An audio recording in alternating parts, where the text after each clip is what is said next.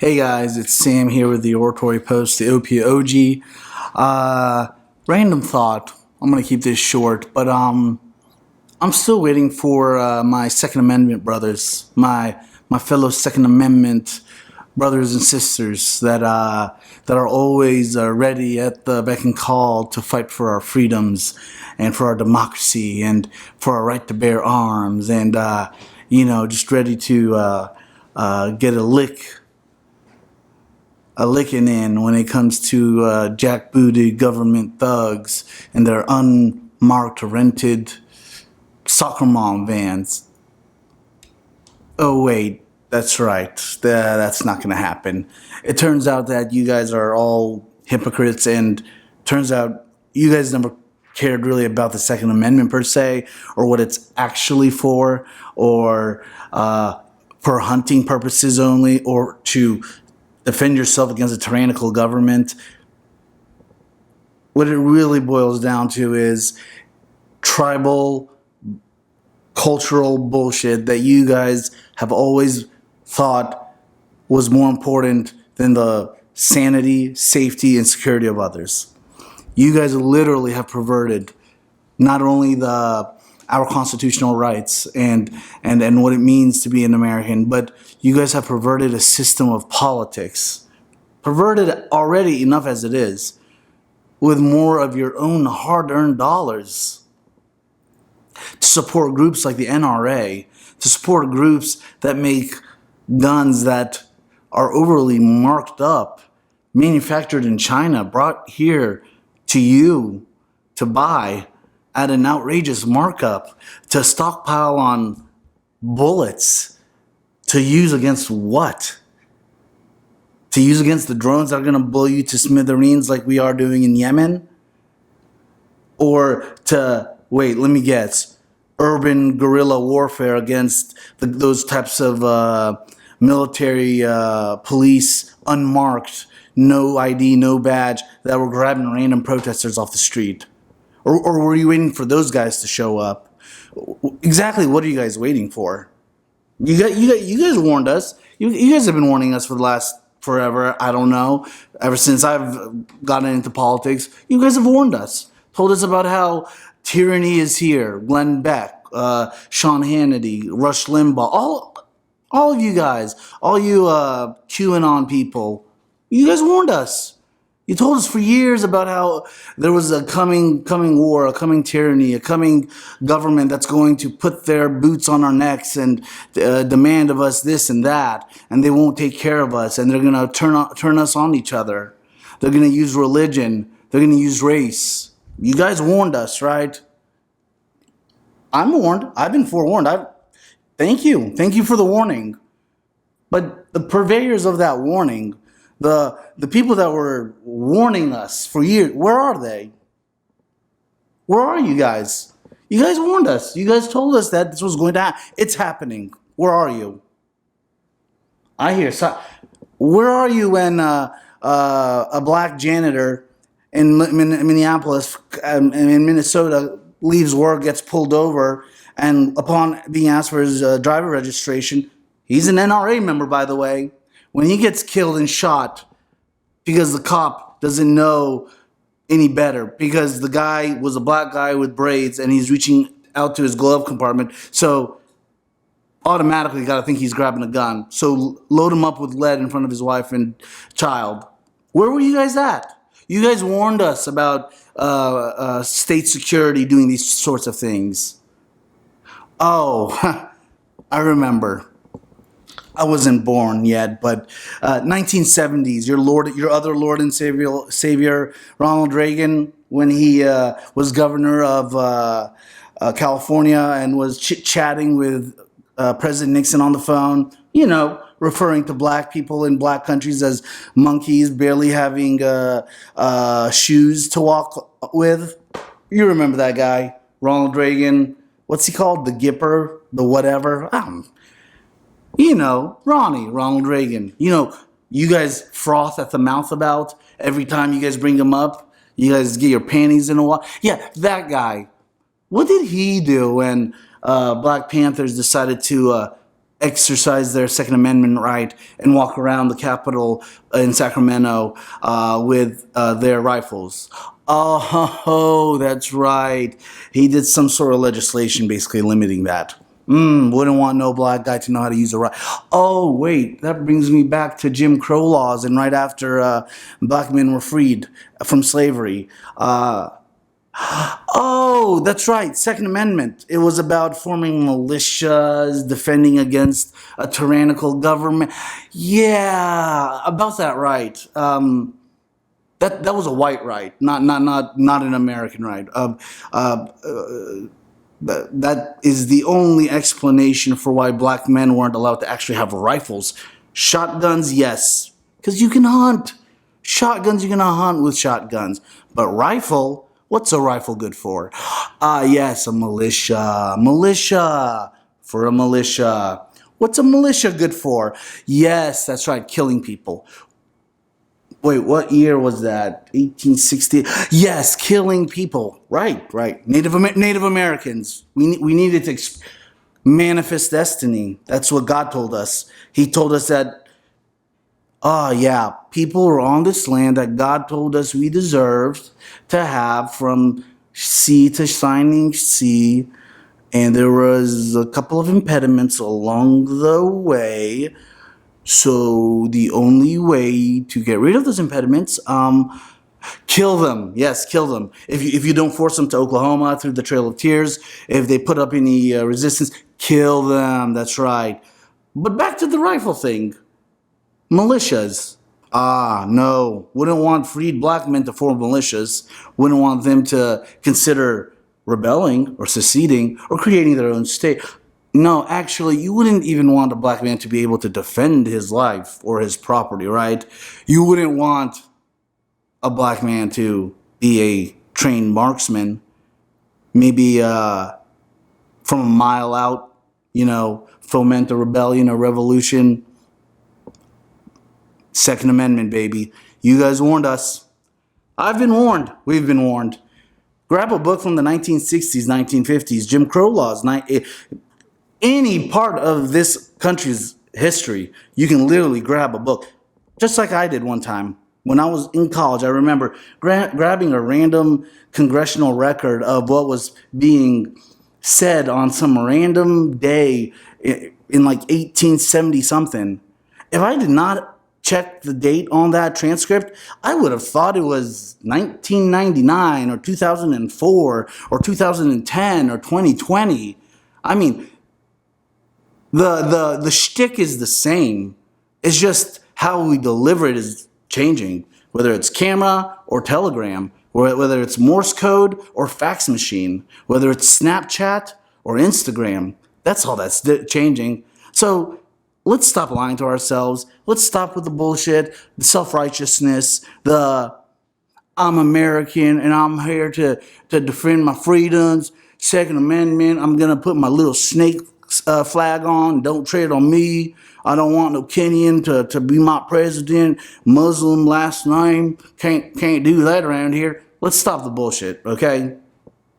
It's never been about Second Amendment right. It's a tribalistic, exclusionary, political pile of crap. And that's all it is. So next time, save your breath. Save your breath for when the jackbooted government thugs come for you and put their knee on your neck. Save your breath for then.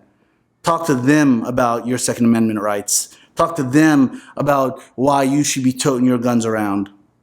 The very guns that are going to be literally toy guns when it comes to facing any jackbooted thug that your Lord and Savior Trump sends. But I guess consider yourself warned. You guys warned us. Warning heeded. Just wish you guys would actually believe your own warnings. Because if the lack of action and lack of reaction that my Second Amendment brothers and sisters have not done, you would have thought we're here in fairyland or La La Land. We're doing just A-OK. Oh, but wait. The federal agents, those jackboot thugs, they've got the right to be fascist and do what they do. They go up to random people and grab them because they know what they did, because they were looting and doing all sorts of illegal things, right? Yeah, but there's that part where there's that ex-Navy veteran who's literally walks up to the guys and say, hey, is what you guys are doing actually constitutional? That's all he says. He gets a wailing beating with a stick ensues afterwards. He's a stout fellow. He didn't fall or flail. He was making a point. But you guys haven't said anything about it. He's a veteran. He was in the Navy. He served in our military, right? Defended our freedoms, right? Defended those freedoms you want to defend with your Second Amendment rights, right? Where were you? Where are you? What are you doing right now? I don't hear any outrage. I just hear cricket chirps. I just hear the searing sizzle of not just ignorance, but of hypocrisy. The searing sizzle of BS, of a generation of Americans growing up as Call of Duty soldiers on their Xboxes and PlayStations, acting like they're fighting for freedoms online in virtual settings. Can't wait to get and do it in real life. They've also acclimated a whole generation, including mine, to literally see it as normal and almost par for the course that there would be armed militia, unnamed, unbadged, unidentified, walking through American streets in Renovans, in soccer mom Renovans, grabbing random measly weaselly protesters. Ooh, real tough guy there. Real tough guy. But you know who's tougher? It's a bunch of you guys that are still quiet. The guys that were all warning us for all these years. You guys are the toughest one of the bunch. That painful silence. It hurts. It hurts to be an American that actually can see through the BS. But it must be really, really joyful to live in your own world. To construct a virtual reality full of alternative facts. And to say whatever you want to say without any,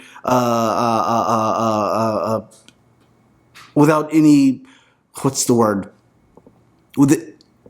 Without any, whatever, not punishment, without reaction or whatever for what you say, for what you think. Then again, we have coronavirus and this weird sense of American exceptionalism. We think we're somehow exceptional out of circumstance or out of some divine providence, which, let's be honest, when the Taliban say that, we call them crazy. When ISIS says that, we call them even crazier. When Al-Qaeda says that, what the fuck? When the Chinese say it, yeah, cuckoo. When Kim Jong-un says it, not really. But when we say it, we pound our chests. We think we're all that. We think coronavirus is going to get to our shores and, stop. Scared. American exceptionalism. Can't get beyond it. Can't get past it. Yes, American exceptionalism. Exceptional in what, actually? Exceptional in the number of coronavirus cases, the number of people dying, the death rate.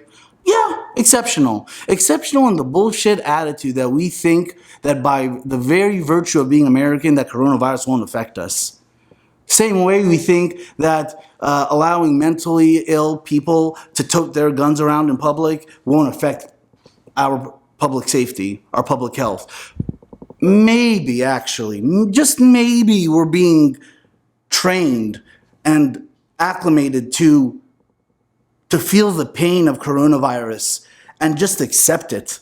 Just like we accept gun killings and school shootings. Nobody really says anything about school shootings when they happen. Nobody says a damn thing when 20, 30, 40, 50 people die. Coronavirus just happens. Gun shootings, school shootings, explosions, Muslim terrorists. Wait, Muslim terrorists. No. That's not something normal. Take that back, Sam. Take it back. Muslims, gotta get that wall up. Oh, wait, no, they fly here. Oh, they fly into no, wait, no, just a second. Muslim ban. That's gonna work. Muslim ban. Yes, good idea. Good idea. Hotel shootings, Las Vegas. Meh. If they only had guns that could... Oh, that's right. There were a lot of people at that concert with guns, but they couldn't actually get in time to get them out to use them. Oh, yeah, there's that one guy, that I forgot his name, that real muscular guy whose dad was a millionaire. He always has his t-shirt off. I guess if I had a body like him, I would too. He's always got Playboy models, girls, naked everywhere, always on him. They seem to always be on him. I don't know why. Is there no other chairs on the private jet or in the hotel room? Meh, whatever. That's his problem. I'm not jealous here. No. That guy literally had and literally shows off about his arsenal of like literally military grade weapons, of which he literally had on him in his trailer during that shooting. Didn't get to it. Anyhow, that's a tangent. Who cares? He doesn't know how to use his guns, Second Amendment rights. Meh. He warned us. Oh, he warned us, but he doesn't know how to use them. Oh, he warned us and isn't saying anything about it right now? About why he bought them and what's happening on the streets? My apologies. Just ignore me. Just a crazy guy holding the camera, pointing out inconsistencies in the bullshit we're fed all the time. That everybody is almost accepting as gospel. But hey, who am I? Just a random old guy, right? Let's be serious, guys. Half of this country knows what's going on. The other half also knows what's going on. It's just one side decides to own up to some of the BS we lather up ourselves in, and the other side does an extra lathering of the BS upon themselves and says it tastes like candy when it's all BS. So I'm going to leave it on that note. I'm going to leave it on a note that we can't continue being hypocrites. We can't continue being inconsistent in how we apply our logic and all the logical fallacies that we literally circle jerk each other to and with. Coronavirus is a damn virus. It kills. Guns kill. Your little warped ideologies about how you have certain guns. I mean, literally, the same crowd that is scared of the government taking over and being tyrannical, and therefore they need guns. That same group, they see what's going on, haven't said a word. That same group of people have seen how many people have died from coronavirus, but will tell you they know better and not to wear face masks for months and months and months. Why?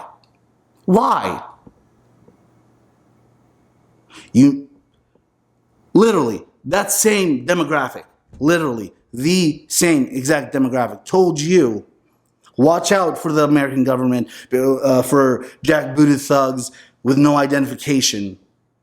I used to think they were joking. I said, these guys are nuts. They're watching too many movies. Come on, guys.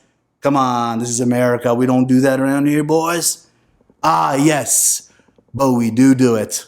We do it when we have a president says kind of like what we want him to say, you know, the kind of things that you don't say out loud, kind of like what Uncle Tom or Uncle Jerry or Dad says, and you got to kind of elbow Dad at the dinner table.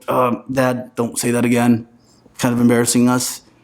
Uncle XYZ, come on, just ignore him. He's crazy. Yeah.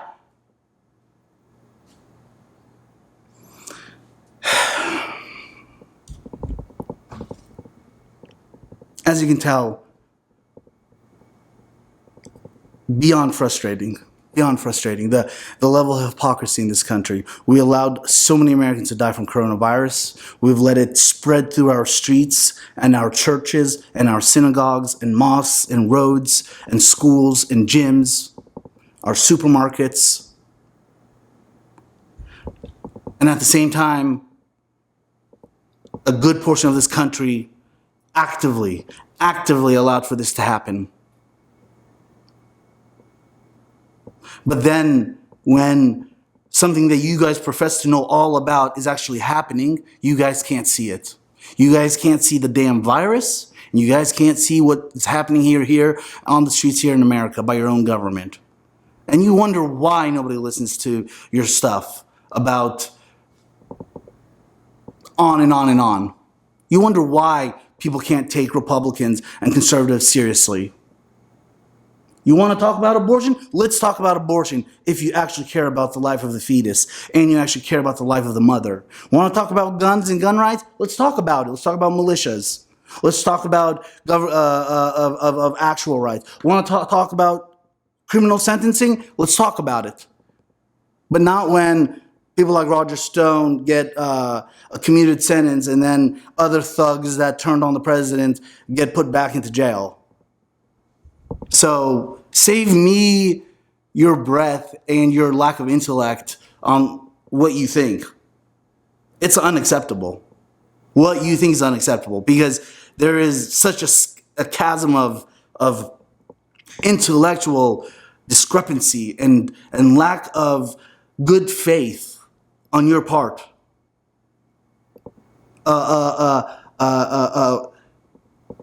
Who can take it seriously anymore? When people are dropping like flies, you reject the reality in front of you, and then when another reality occurs that you all well know about, that you guys have warned us about forever, is happening, quiet, dead silence.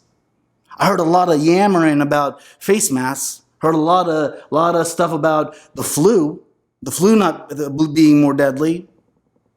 I heard all the conspiracies. But now, geez, it's really quiet outside. I almost hear the crickets chirping through the door. That's all I have to say. Bye.